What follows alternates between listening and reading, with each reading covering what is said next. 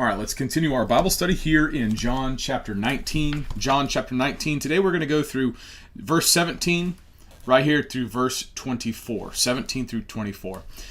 And he, bearing his cross, went out to a place called the place of a skull, which is called in Hebrew Golgotha, where they crucified him, and two others with him, one on either side, and Jesus in the center. Now Pilate wrote a title and put it on the cross, and the writing was, Jesus of Nazareth, the King of the Jews. Then many of the Jews read this title, for the place where Jesus was crucified was near the city, and it was written in Hebrew, Greek, and Latin.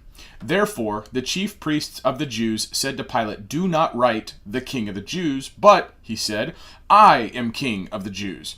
Pilate answered, "What I have written, I have written." Then the soldiers, when they had crucified Jesus, took his garments and made 4 parts, to each soldier a part, and also the tunic. Now the tunic was without seam, woven from the top in one piece. They said therefore among themselves, "Let us not tear it, but cast lots for it, whose it shall be, that the scripture might be fulfilled, which says, They divided my garments among them, and for my clothing they cast lots. Therefore the soldiers did these things." Jesus is now bearing his cross. You can do a research and you can do a historical study of what it meant for people to bear the cross, but the critical thing is, in my view, is that at this point he has been scourged. He has been ripped apart. His flesh has been ravaged by the cat of nine tails, by the Roman torture techniques. And here he is bearing a wooden beam, a wooden cross that weighs a lot, and he's exposed, but he's also carrying it uphill. He's going from the temple, from the praetorium, which would have been in Jerusalem, up the hill to the place of the skull. Now, what's interesting here, and I didn't mark it, is that a lot of people believe that this is the same place that Isaac was going to kill, or that Abraham was going to kill his son Isaac. And so, whereas in Genesis, God told Abraham to go kill his son, he walked up the hill, he walked up the mountain, and he was going to sacrifice his son. God stayed his hand, so Abraham did not kill Isaac. Well, here is the place where God does not stay his hand, and God kills his own son here on this place of a skull, which is called Hebrew Golgotha. Now, I have not been to Jerusalem. I have not seen this personally, but I have seen pictures of a place that looks like a human skull. It also could be called the place of the skull because this is probably the place where they killed all the criminals. This was a place that would have been out of the city, because this is, of course, where you execute the criminals. You get them out of the city because this is symbolic of getting them out of society, away from society, adding more to the humiliation, adding more to the psychological impact of what's going on. So, in addition to the physical torment, the blood loss, the public humiliation, the carrying of a heavy cross up a hill to a place that's famous for killing criminals, executing criminals, this is what's going on, which is called in Hebrew Golgotha, where they crucified him. So this is the place of the crucifixion for Jesus. And again, you do any kind of study on what it meant to have crucifixion, the Romans knew exactly what they were doing. They had perfected this torture technique. And 2 others with him. So Jesus did not die alone. He was not executed. He was not crucified by himself. You could make the argument that this is where, okay, we got some criminals to take care of, so Rome is going to be efficient, as Rome was in many regards. We got a bunch of criminals, let's go out there and kill them. And so, here you have Jesus was sentenced. He was brought to Pilate that morning, and that morning they determined, okay, let's crucify him. So in the span of a few hours, this person was brought to Pilate's doorstep. Pilate determined, okay, we're going to kill him. And now they go up there, and now there's 2 other people there with him. Which makes me wonder if these guys had been on the docket for execution that day. Had they been known that they were going to be crucified? Or did they too get brought and they quickly, summarily decided and determined to die with him? The Bible doesn't talk about it. It just, in my view, asks the question, how quick does it go from a person being brought to the praetorium to being put on a cross? I mean, what is the flash to bang? What is the timeline between this guy stands accused, Pilate determines, yep, you're guilty, let's scourge him, let's flog him, put him on the cross, and let's go kill him? I mean, there's a This is a version of a justice system, and I would say injustice because we know that Christ is unjustly convicted and unjustly condemned. But two others are there with him, one on either side, and Jesus in the center. So Jesus, the innocent person, is in the center of people that are on either side of him. Now, the other gospel accounts have back and forth. They've got discussions between these two people and Jesus, but this is a Bible study of the book of John, the Gospel of John. So we'll stay here, but there's really good things there. Now, Pilate wrote a title and put it on the cross, and the writing was Jesus of Nazareth, the King of the Jews. This is also common, that the title, the reason why the person is being crucified, is posted above the cross. Rome used crucifixion for slaves, for political enemies, for people that it really wanted to deter that behavior. If Jesus is being crucified because he is the King of the Jews, then it so goes that no one should ever be claiming King of the Jews to rival Caesar. This is an accusation of treason. Fundamentally, Jesus is being executed by Rome because he is an insurrectionist. That's what this is getting at. And it's placing him of Jesus of Nazareth. Remember, nothing comes from Nazareth. This is a nobody town. This is a nobody famous from here. Nobody famous from Nazareth is coming about. So it's telling you where he's from, and it's telling you what the accusation was. So this would have been common.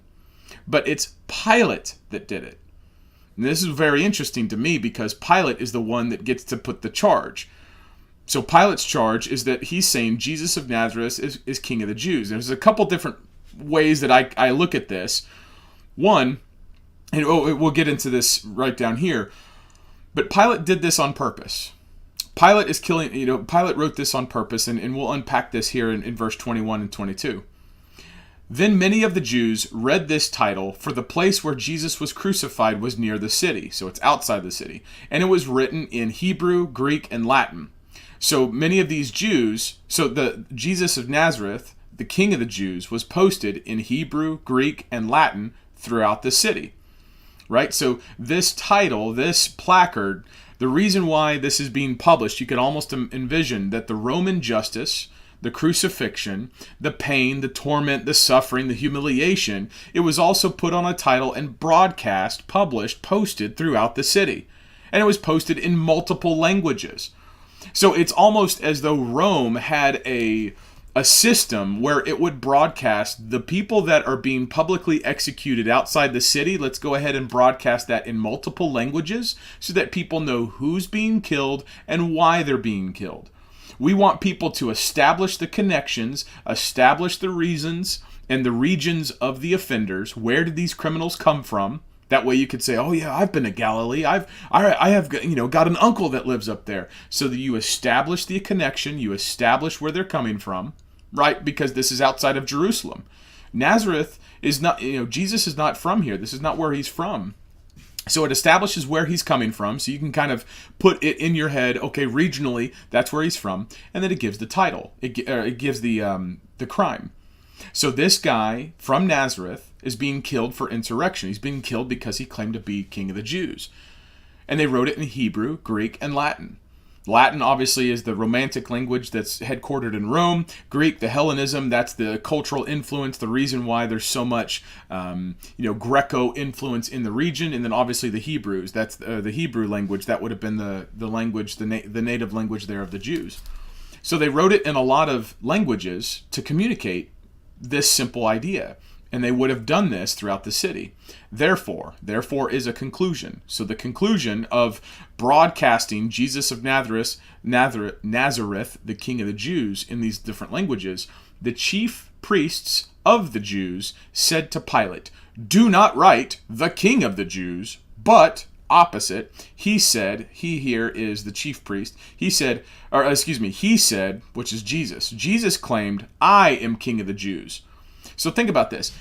The chief priests, who just publicly declared that we have no king but Caesar, are here in front of Pilate, now having seen Jesus carrying his cross, being crucified on Golgotha outside of the city, are going around and they're seeing this title written, King of the Jews.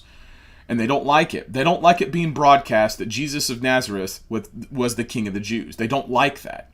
They want the perfect. So they're claiming that this is fake news. They don't like the way that this is being reported. And so they go to Pilate, who's the Roman governor, and they say, report this right. Correct this correct this factual error. But what they're really getting at is they don't want it to be broadcast that this is what the issue was. And you could almost surmise that Jesus he had a large following. He was doing miracles. He was whipping the temple, overturning the money tables. The chief priests have every incentive in the world to make sure that this title, the King of the Jews, does not stick to Jesus. And that's what they're trying to do in real time. They're trying to recall this email. They're trying to undo this media broadcast. Report, do not write the King of the Jews, but report, he said, I'm King of the Jews. He's crazy. He's wrong. He doesn't know what he's talking about. That's why he's being killed. That's what these chief priests want. They're trying to discredit Jesus despite the fact that he's already hanging on a cross. They're trying to get him to be more humiliated, misquoting him and reporting their version of the story. Because not only are they trying to kill this guy and they're trying to torture him. Remember, these are the Jews that say that where's it at? They say that, where's it at? That they can't kill him. The Jews answered him, we have a law, and according to our law, he ought to die because he made himself the Son of God. So these Jews have always wanted to kill him. They've always tried to scheme him. They've always tried to get rid of him. But they wanted the Romans to get rid of him because of how vicious the crucifixion was. So these guys have basically gotten everything, and now they want the cherry on top. Now they want it reported the way that they would prefer it to have been reported. And Pilate answered, what I have written, I have written. This is Pilate telling these chief priests of the Jews to go pound sand. I'm doing what you wanted me to do. I'm killing Jesus. I'm crucifying him. I'm even doing it, the fact that whenever Pilate, from then on, Pilate sought to release him. So Pilate does not want to kill Jesus. Pilate kills Jesus ultimately because the Jews made it about Rome. They made it about Caesar. They made it about who is God, who is the ultimate power of this world. And so Pilate is in no position to go against people who are alleging, who are confessing allegiance to Caesar. This is Pilate's ultimate objective. And if it gets out that Pilate didn't crucify the guy, if it gets to Caesar that Pilate didn't support Caesar, then what's Caesar going to do to Pilate? So here you have Pilate, who has done everything that he should have done in his view as a Roman governor. He is unjustly going after him. Remember, this is the same guy that says, I find no fault in him. I find no fault in him. Pilate knows that he's innocent. Pilate is trying to get Jesus released. But here he is, crucifying him. And the Jews say, hey, you reported this wrong. Report this the right way. And you could almost bake in some language here. You could almost imagine Pilate's looking at these guys, listen, I don't care about your stupid religion. I don't care about your stupid way of thinking. He knows he's killing an innocent man. He knows that he is just going through the process because these people have said that if we have no king but Caesar, and his job as the Roman governor is to keep the peace. And so he's keeping the peace, and he doesn't give a hot hoot about the religion of these Jews. These people brought him an innocent man. These people are trying to put the onus on him. These people are threatening Pilate with insurrection and political instability. These people, in an indirect way, are threatening Pilate. Because remember, these Jews are saying, if you let this man go, you are not Caesar's friend. That's a threat. So these Jews are threatening Pilate, so he doesn't really care. He says, what I have written, I have written. Go screw yourself is basically what he's saying. And he's going to put it in Hebrew, Greek, and Latin. He's going to post it all over the place. Then the soldiers, so now we're talking about Roman soldiers, when they had crucified Jesus, took his garments and made 4 parts, to each soldier a part, and also the tunic. Now think about this. The soldiers, this is the execution squad. These are the people whose job would have been to crucify people. They would have been practiced at it. I mean, think through. I mean, here's my hand. You're gonna put nails through my hand. You're gonna punch nails through my hand. I mean, how hard, are you doing this? And then whenever it gets through my hand, right? you got to hit this to where it's angled down. You got to staple me. You got to staple my hand to this cross, and then whenever this is sticking through, they're gonna punch that down. They're gonna staple this. They're gonna bend it down to where I'm stuck through this wood. So this is what these guys would have done. So you would imagine that these guys had probably done this a long time. So they're used to the gore. They're used to the blood. They're probably used to the screams. They're probably used to looking at people that are going through the world's worst punishment and just not caring. And you can almost get this fact because they're taking his garments made of 4 parts, to each soldier a part, and also a tunic. These guys are splitting his garments. They're taking the stuff that's off of him, which suggests that if they've taken his garments, what does Jesus look like now? He is laid bare. He is probably naked at this point. So you get a guy that's stapled to a tree after having walked up this place. It's publicized all over the place. And now there's probably some people in Jerusalem because it's written in Hebrew and Greek and Latin. I wonder if all of these things were written in Hebrew, Greek, and Latin. I mean, if there are 2 people on either side of them, are there titles of the people that are on either side? And if there are titles of the criminals that were on either side of Jesus, were those titles also saying in Hebrew, Greek, and Latin what those other people were killed for? If Rome is going and publicizing all of this stuff throughout Jerusalem, throughout the area, and it's written in Hebrew, Greek, and Latin, I wonder if that's normal. I don't know. I'm out loud right now. I wonder if it's normal for Hebrew, Greek, and Latin to be published throughout the city on the titles of the people that they're crucifying. And my hunch, this is just Jarrin's speculation here, my hunch is that this is probably not normal. And so if it's probably not normal, these soldiers know that they're killing somebody that's being broadcast in a way that's really going to get attention. And so if you're getting the broadcast, hey, there's a dude dying up there on the place of the skull, and it's published in Hebrew, Greek, and Latin, and his charge is that he's the king of the Jews. His charge is not murder. His charge is not insurrection. His charge is not a robber. Remember, Barabbas, if we go back here, Barabbas was a robber. This was what he was known for. Barabbas was held by the Romans, and Barabbas was held by the Romans because he was a robber, right? But Jesus is being crucified because he's the king of the Jews. That's a very different thing. Would you not want to go see the guy being killed because he's the king of the Jews versus the guy that's being killed because he's a robber? I mean, yeah, of course, yeah, let's go punish the robber. Oh, look, that guy stole something. Versus this is the king of the Jews. We're going to broadcast it in Hebrew, Greek, and Latin.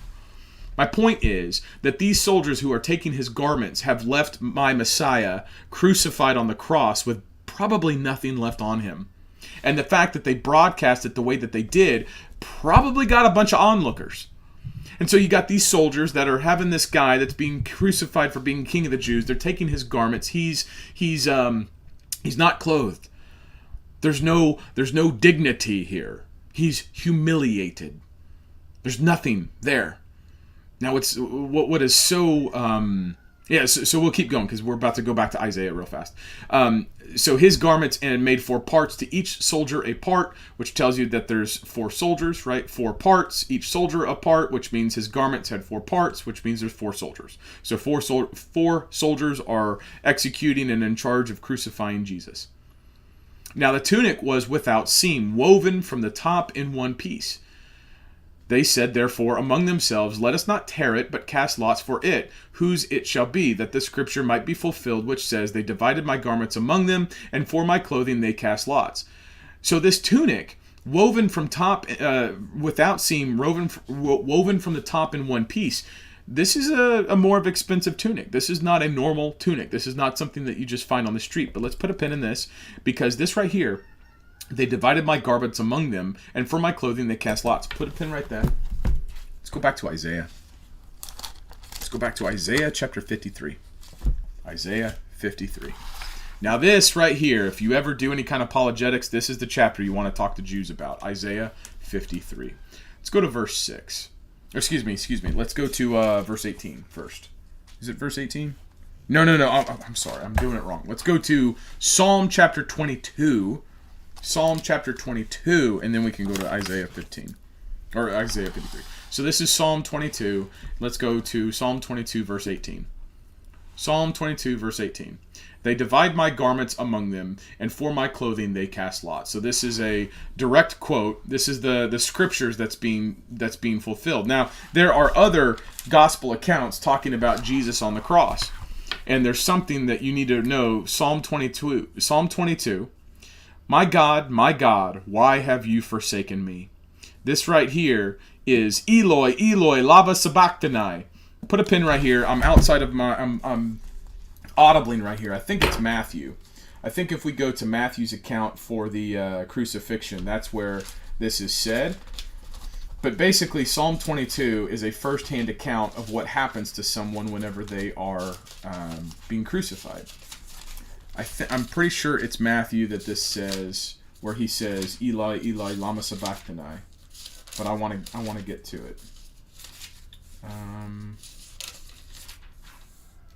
Okay, yeah, there it is. Matthew 27, verse 46. And about the 9th hour, Jesus cried out with a loud voice, saying, Eli, Eli, lama sabachthani. That is, my God, why have you forsaken me? Which again, Jesus isn't just crying out in pain, though he is. What Jesus is doing, he's quoting Psalm 22. He's quoting Psalm 22. Psalm 22 is about Jesus dying on the cross. My God, why have you forsaken me? Why are you so far from me, helping me, and from my words, my groaning? It talks about, just go read Psalm 22. It's about Jesus dying on the cross. It is one of the most vivid depictions of the crucifixion. And what's amazing is that Psalm 22 is a psalm to the chief. It's a psalm of David. Psalm 22, David is 1,000 years before Jesus. 1,000 years before Jesus, David is talking about what it's like to die on the cross. He's talking about what it's like to die on the cross. He's explaining. Verse 14, I am poured out like water. What's poured out? His blood's poured out. It's all over the place. It's spilling all over the place. All my bones are out of joint. My heart is like wax. Now think about this. I wish I would have looked it up. There's a medical condition where your heart will literally burst. It has melted within me. Jesus died from a busted heart. His heart burst. It's because the lactic acid buildup. It's because of the blood loss that would have triggered a greater heartbeat. Jesus is dying because his heart burst. When his heart burst, that's when he gives up the ghost. This would have been the physical description, but there's a doctor who did a medical description of what it would have been like physically, from a bodily perspective, a medical perspective of what it's like to die and be crucified. And part of this is that the lactic acid buildup in the body cannot be released because you can't breathe. And if you can't breathe, there's a CO2 buildup. That CO2 buildup in your body creates lactic acid. Your heart would have overcompensated because of the blood loss. You're losing so much blood. Your heart is trying so hard to pump blood that it doesn't have throughout the body, that it has to work harder. And here it is that his heart is like wax. It melts within him. That's what's going on. My Savior died. His heart burst. Let's go to Isaiah 53. Isaiah 53, and I bring this up, verse 6. Isaiah 53, verse 6. Where are we at? And we like sheep have gone astray. We have turned every one to his own way. And the Lord has laid on him the iniquity of us all. I bring this up because the iniquity of us all. Iniquity is your sin. It's you transgressing God's law. You have broken God's law. So God has laid on him. Who's the him? The him is the suffering servant. The him is the person that's being crucified. The him is the person that's being punished for our transgressions. But he was wounded for our transgressions. He was bruised for our iniquities. The chastisement for our peace was upon him, and by his stripes we are healed. It's talking about Jesus being crucified. And the Lord has laid upon him. So Jesus is carrying what God has given him. And what did God give him? The iniquity of us all. It's not iniquities, it's the iniquity. It's the totality of us all. Of everybody. The sin of everybody. God put the sin of everybody on Jesus whenever he's on the cross. Now we get back here to John 19. These soldiers are taking the garments from the Messiah. They're removing the garments from the Messiah, so there's no dignity here. It's only humiliation. It's only pain. It's only psychological torment and physical torment. And they did this to fulfill the scriptures. Therefore, the soldiers did these things. The soldiers do not recognize who Jesus is. They are surrounding him. They're tearing his garments apart. They're taking his tunic. They're casting lots. They're more interested in his tunic than they are the fact that he's dying for their sin. And Jesus is looking at these soldiers who have done this as professionals, who are just doing their job. How many times have we heard that? These soldiers who are just doing their job are taking plunder from their criminal victim. And while they're doing this, he's dying for their sins. These soldiers' iniquity, my iniquity, your iniquity, everybody who's ever lived, our sin is being put on Jesus. But in the meantime, these guys are taking his clothes and divvying up amongst themselves. They have no concept that they are right by the crucified Messiah. They are right by the person who is dying for their sin. And while they're right by the guy dying for their sin, they're too busy taking the stuff that they think is valuable as a part of him. The stuff that's not even part of Jesus, his garment, his tunic. Who cares about that? Who cares about his garment? Who cares about the outside superficial stuff? Who cares about the frills? These soldiers are caring about the stuff that doesn't matter. They're doing it so that the scripture is fulfilled while Jesus is bearing the iniquity of everybody. Next time we'll pick up John 19:25. God bless you.